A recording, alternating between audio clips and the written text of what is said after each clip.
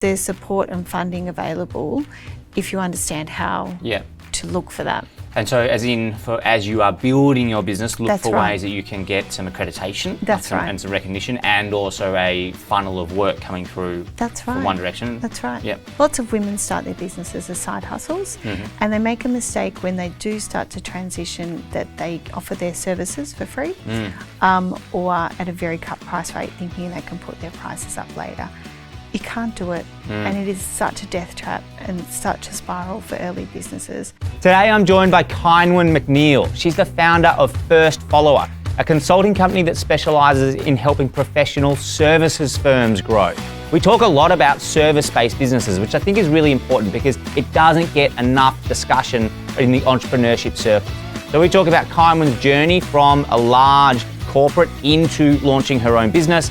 We also talk about her strategies for growth for professional services, and she had some really great advice, particularly for female entrepreneurs going out on their own. It's a great conversation. I thoroughly enjoyed it. I know you will too.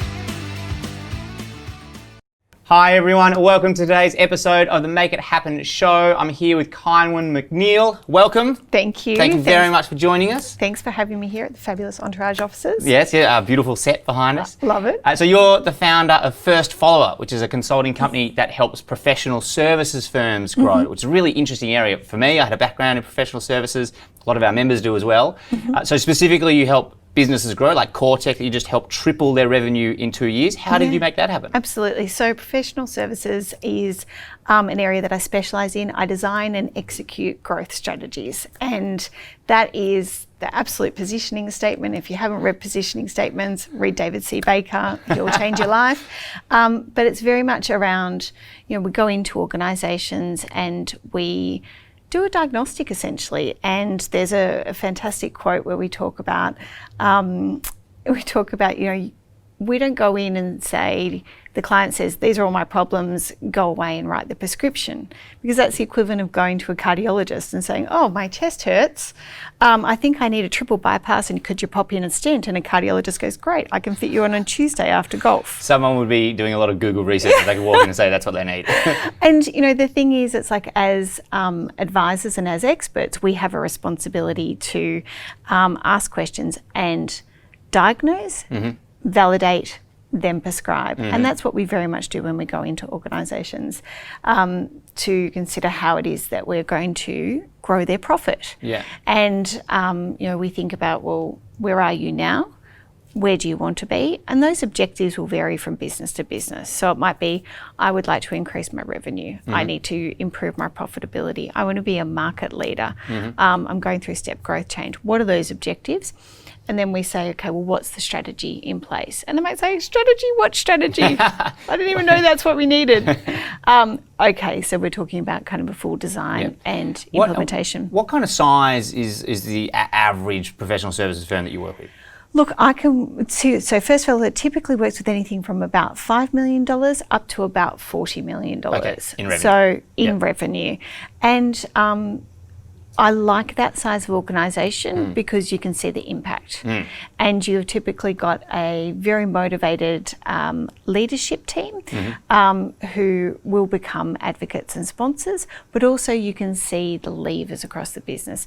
If you're going into a very large organisation where, for example, a very large partnership where you might be looking at 400 or 500 partners in a traditional model, it's very fragmented. There'll be a matrix structure. It's very difficult to actually start to see the momentum that you're looking for. But really, it's a 6-month process to begin with, and about 2 years to start to see the actual changes that you need for it to be an effective long-term implementation. Is that with the large ones, or even with the smaller ones? Yeah, even with the smaller ones. And that might be with a smaller one, you might have had an entrepreneur or a solopreneur who has grown up to a certain point, but they now need systems, they now need processes, they now need to bring in capability and talent into the business. That might be the first task of the strategy. And that takes time, and typically with entrepreneurs, they bring in talent too late into the piece. So it's like they wake up and they think, oh my God, I need a team in my business. I've got to go and find me a Tim. Well, Tim's just not going to drop out of the sky.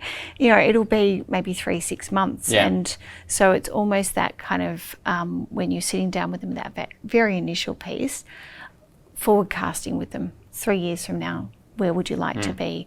And putting them in that future state where they're no longer kind of like in that, well, I've just got this thing that needs to happen now and choking. This is actually one of the core areas that a lot of the guests on this show talk about. They talk about hire really capable people to help you build the business far earlier than you think you should, or you even would think about doing it. And because the consequence is exactly what you described. There's an entrepreneur who's built the business to a point, and then they are just overwhelmed trying to keep their hands on everything. And like, who can help you with this? And it's getting very late in the piece then. And it's such a challenge as well, because people say, well, to get a good person, I need to pay good coin.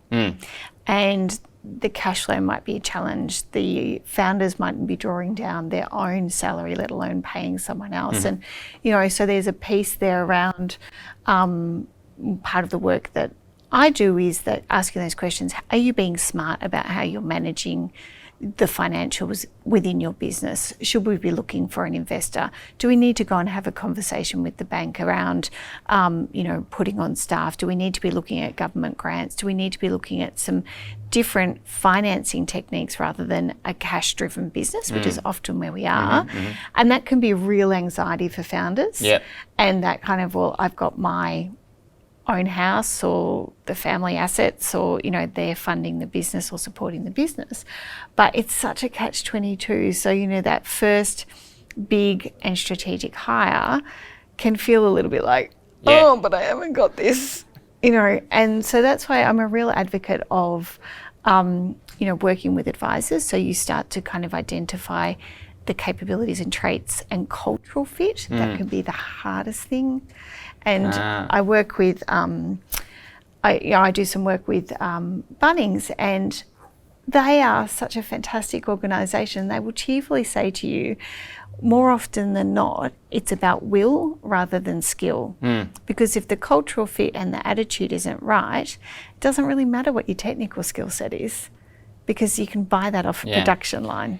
And so just touching on something that you just mentioned there was about starting to work with advisors. Is that as a way for an entrepreneur, particularly professional services entrepreneur, to start getting a feel for what it would be like to have that really highly capable talent in the business? Very much so. And it also gives them, it's working with an external advisors or companies also gives robust challenge. And that's, I'm very direct, very much, and that's kind of something that came out of my public service background. And the notion within Westminster system of government is frank and fearless advice. So if you're going to set out a minister or a premier or a prime minister with incorrect information, what's that process? So you've got to have that confidence in what you've written, and it needs to be clear and concise and robust. And it might be you give them 3 options, and it's like, you can keep going like that. That's the option, and these are the consequences or the advantages. This is the middle option, and this is the third option. My recommendation is the middle option. You are the owner of the business. However, and often founders and entrepreneurs, we are typically very charismatic, we're very smart, we like to get our own way in lots of respects, and and it's difficult, particularly when you're an employee, a more junior employee, to go to the boss, I don't think this is a great idea. And that long pause. But as an advisor, you have the legitimacy to be able to challenge and debate, because they will see you, if you're doing your job effectively, as a peer. Yeah. Well, and the best ideas and the best strategies come from that debate and different perspectives coming together and crafting a new way forward. And so for an entrepreneur, having that frank and fearless advice coming from someone is hugely valuable. Absolutely. Yeah. So we touched on another really interesting there. You've had a great journey. You've gone from public service into big corporates and big professional services firms, and you've a couple of years ago made the leap into your own business. How's that journey been, and what have been some of the milestones along the way? Yeah, look, and I was having a conversation earlier this week, and someone went, "That's a really weird trajectory," and in lots of ways, I will say I'm an accidental entrepreneur. Mm-hmm. If you had have asked me 20 years ago, and I think about your background, you studied entrepreneurism, like that was your get-go. Even though I kind of just fell into it. And I think that's like classic entrepreneurism, isn't it? So I finished high school at the height of Paul Keating's recession. Mm-hmm. And so, getting a job at that point in time was very so I very specifically chose to go into the public service, training, milk, honey, royal jelly, and I worked in protocol, I worked in transport, I worked in all sorts of areas, but ended up as a lead negotiator for the state of Victoria. And fantastic golden era of public policy and reform and development. Very sexy time for government. Not so much now. I'm just going to put that out there. And I was recruited into one of the professional services firm as a business development manager. I'd never worked in professional services. I'd never worked in consulting. And Toto, I wasn't in Kansas anymore. And the first 6 months, I think I wandered around wondering what the hell I was doing until someone said to me, look, it's a little bit like a feudal system. You've just got to figure out what's going on. Stake your claim is my area. But was very successful and, had some amazing opportunities and whatnot. And left, came back twice since, sucker for punishment, but worked with amazing people, with amazing clients and learned a huge amount of things. But I could see this real need, and business development within professional services environment is very sophisticated in lots of ways. And I had this idea that we could be teaching our clients how to do really effective business development and, how systematically that could be applied, and the methodologies and whatnot that I developed. I was like, I think this would be really of high value. That was kind of like a little germ of an idea, didn't really get traction. And then I went to Harvard Business School, and I did a week-long executive program there. And Brett Kelly from Kelly & Partners, which is a Sydney-based accountancy firm, very, very successful. Brett's quite the character. And at the end of the week, we had to do a presentation, and what are we going to do when we get back? And I said, I'd really like to, I need to do this. I'd like to kind of point out that we could, very... And Brett just kind of went, how much longer are you going to get up on the stage and dance around the pole for them, Ceinwen? And I went, I don't think you quite understand how offensive I find that. He's like, I want it to be offensive. And he would be quite happy for me to tell this story.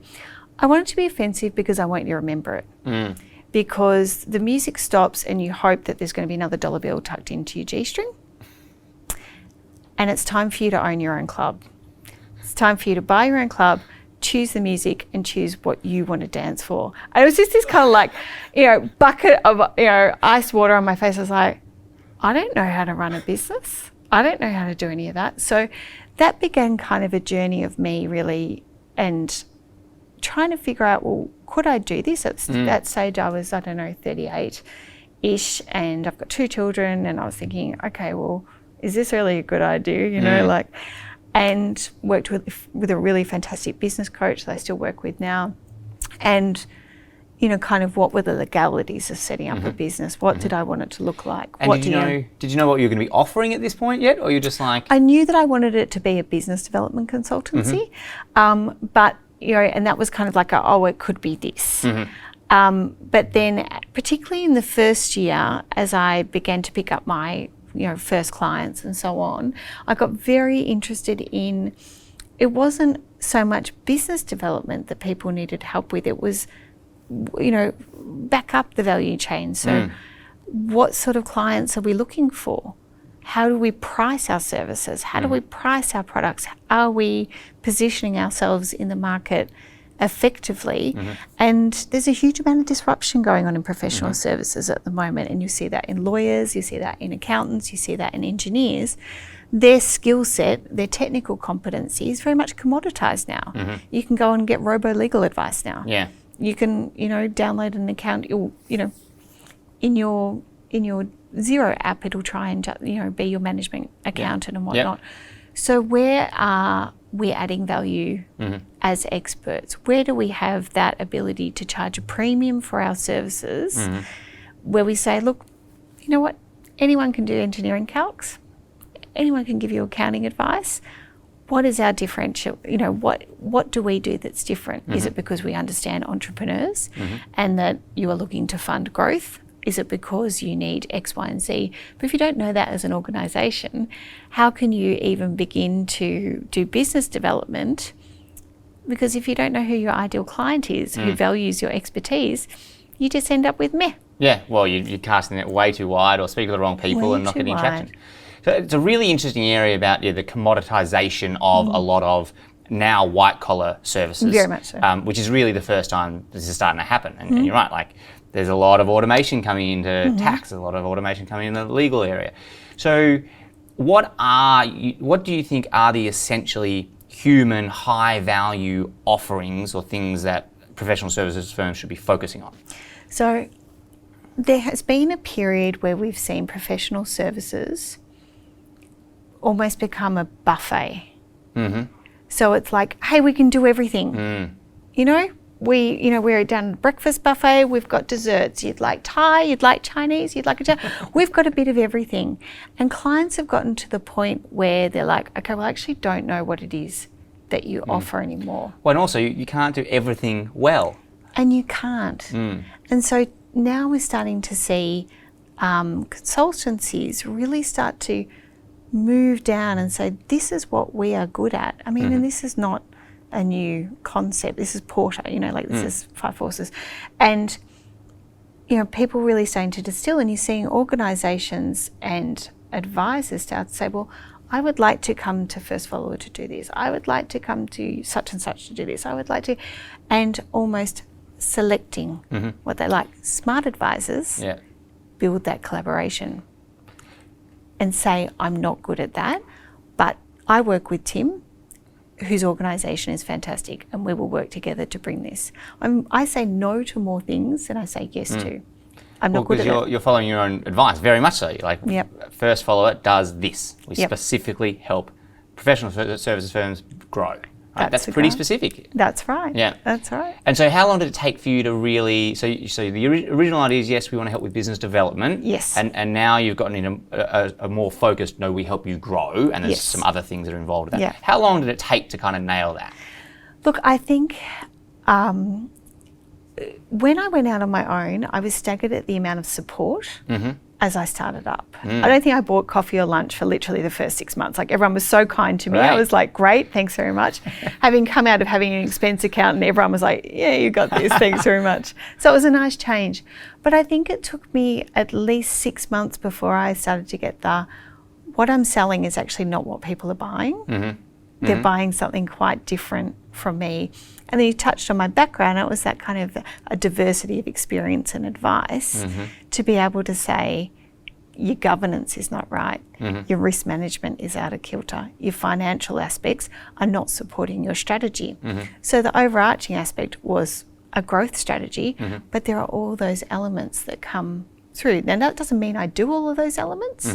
It means say, we need to go and get you a X at this point in time. So I've been in business about 2.5 years now. The first year was fine, apart from the terror of, for the first time I'd started work when I was like 14 at Coles, thanks very much, Coles. Not having a fortnightly paycheck come in was terrifying. Yep, it does take a lot of getting used to. Like those that have, probably it's about a couple of years when you're running your own business, particularly if you are a professional services style business, which my first consulting business was.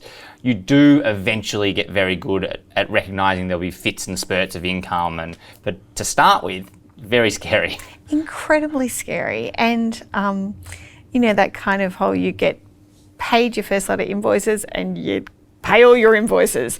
And then you've got this period in the middle, you're like, squeak, hello, no.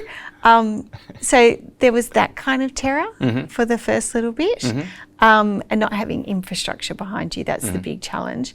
But I think actually the second year of business was harder in a way, and I've got an accountant that I work with, and he said that's because the first year people are like, oh, you're cute, it's nice, you've got a business. And the second year people go, you're a business. So these are actually, this is what you now need to be getting into place. This is, and I don't know what the statistic is anymore around how many businesces fail in the first There's whatever. lots of different ones. Yeah.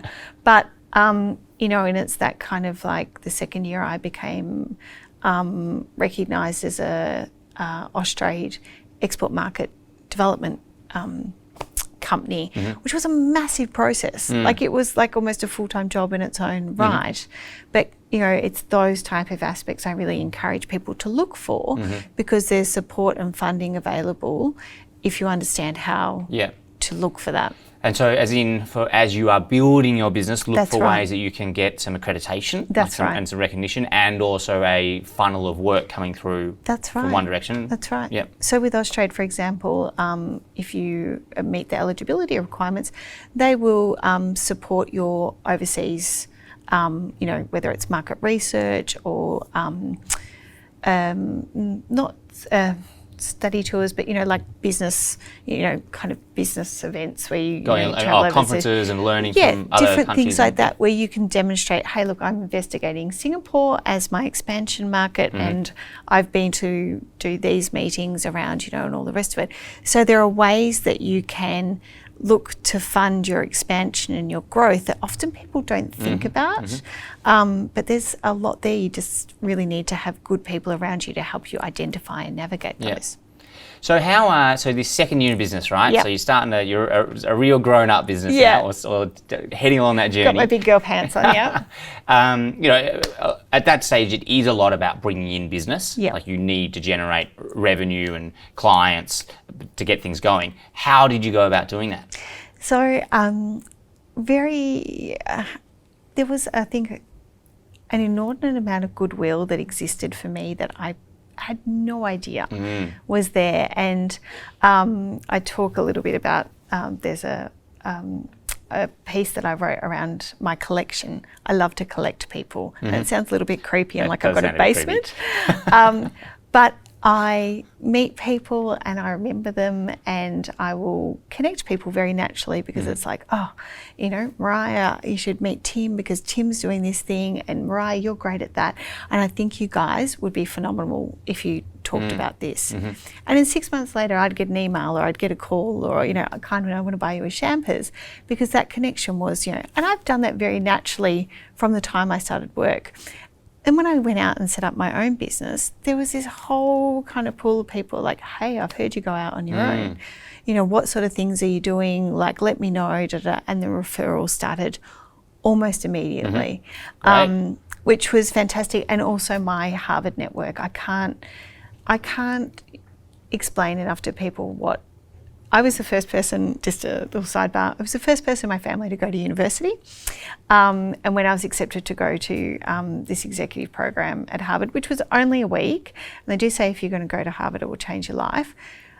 Here is this girl that grew up in Glenroy in Melbourne, which is a not so glamorous suburb anymore, but standing on like HBS campus with the pristine lawns and the hair. If I had have had blonde hair and my like fluffy pink pen, I was Reese Witherspoon from Legally Blonde. I was like, hi, and it really transformed my life. Like it was an absolute seminal moment. I can say before HBS and after HBS, it gave me the confidence to set up my own business. It gave me a global network of advisors, and a key moment during HBS, apart from the stop dancing around the pole moment, was your skill set is so incredibly unique, and we would give anything to have a person or people like you help grow our business. And it was such a kind of like, really? So that was a big referral market for me as well. Yeah, and there's a really interesting thread coming through here that I'm kind of pick up on about being a specialist. So having an area that you own, you made the leap from the corporate arena into your own business, but you stayed in your area that you have deep expertise in. Deep expertise. So, maybe that's a good pathway for others to follow. Like, don't necessarily jump out of a corporate area and go into some area that you know nothing about. You've got no contacts, no network. Yes. You've gone from a really well-established network deep expertise, and you go, great, I'm going to take that down and offer it in a very, very unique and specialised value proposition. Very much so. And I am very strongly focused on female advocacy. I'm very much a feminist. I've got 2 girls and whatnot. Lots of women start their businesses as side hustles, and they make a mistake when they do start to transition that they offer their services for free or at a very cut price rate, thinking they can put their prices up later. You can't do it, and it is such a death trap and such a spiral for early businesses. I always say to people, think about your pricing very carefully. Start at a premium, deliver outstanding work, and then you have got the breathing space to expand and grow. And it takes balls to do that. So, and that's because if you are offering your services at a cut price, it will keep you down at that side hustle level. You can't start building the business around it. Do you have any other specific bits of advice, particularly for female entrepreneurs, to push out of that side hustle into a full-fledged business? Yeah, look, absolutely. I think there's some fantastic resources out there. So Mamma Mia has the Mamma Mia Startup Network, which is a very practical, how do I actually go about doing this? Establishing your networks and really using those forums and learn from other people. But I mean, and they're all kind of basic things, but the number one thing is to get your pricing right. Don't undervalue your expertise, and that's what women do tend to do. Yeah. So very last question on that one before we get into a couple of rapid fire questions that we don't know what is coming up. Oh my goodness. Just around pricing, right? Because it is a very tricky area, particularly for service-based businesses. I think products, it's a lot easier to get your pricing right. What's just your 1 or 2 tips on getting your service pricing right at the level you should be charging? It's value pricing. What's the value that you're going to generate for your client? Give them options. Okay. Give them 3 options. They'll tell you their budget. This is what we could do for your budget, and this is what you could do. These are the other 2 options, and I'm prepared to put risk into the 3rd option. So it's going to cost you more, but you don't have to pay me for X unless I generate Y for you. Excellent. Okay, so you're saying this is the value I'm bringing to you. That's right. This is what we've talked about already, but here's some other options and the benefit you'll get out of that if you take one of them. Yep. Yeah, brilliant Absolutely. advice. Okay, now you ready to jump into these questions that we haven't seen? Okay. I love this section. So Goodness this is a whole bunch of questions. Now. We don't know what they are. We're going to try and make it happen in 1 minute or less. Okay. Ready to go? All right. What's been the best thing about going off and starting your own business? Flying business class without approval. Awesome. Who would be a dream guest to have on your own podcast, Frank and Fearless? Oh. Pass. I can't think of anyone. We can come back to it if you think about it. What are you reading right now? Oh, I just finished Lee Sales' Any Ordinary Day. Oh, great. Fabulous. Really good book. Do it. Fantastic. Yep. All right, great advice. Who has been the biggest influence on your career? I'm going to say Blair Eanes, ENS, Value Pricing, Win Without Pitching Manifesto. Great. Okay, good. That ties in really well with what we were talking about before. Brilliant. Get it, read it, change your life. Have you thought about your guest on your podcast that you want to have? Oh, yeah. I've got one more question. Oh, my goodness. No, I need to really think about that. That's a hard one, Mariah. Good one. This is the first question that you've done that we're like, all right, I wouldn't know how to answer this. Okay. Or I'd just say, Ceinwen. Ceinwen was my guess. I can have Tim on my guess. Okay, finally, this is our last question to wrap it up. If there's a business owner or entrepreneur out there who wants to plan and execute a growth strategy for their business, what's the first thing they should do to make that happen? Think about the type of client that they want to work with. Yep, brilliant. Who do they love? Okay, and then go and figure something out and offering for them. Hunt your clients. Great. Ceinwen McNeil, thank you very much for coming and joining us on the show. Thank you so much. Really enjoyed the conversation. Great advice. I'm sure everyone will take a lot from this. Thanks for joining us today. Thanks for tuning into this episode of the Make It Happen show. I hope you enjoyed the conversation. And it doesn't need to end there. We've actually gone and grabbed a whole bunch of extra resources for you. Behind the scenes footage, videos from this and all the other episodes, as well as show notes that you can grab for free.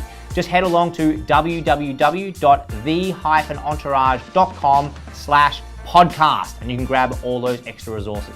Thanks for tuning in, and I cannot wait to introduce you to our next guest on the next episode.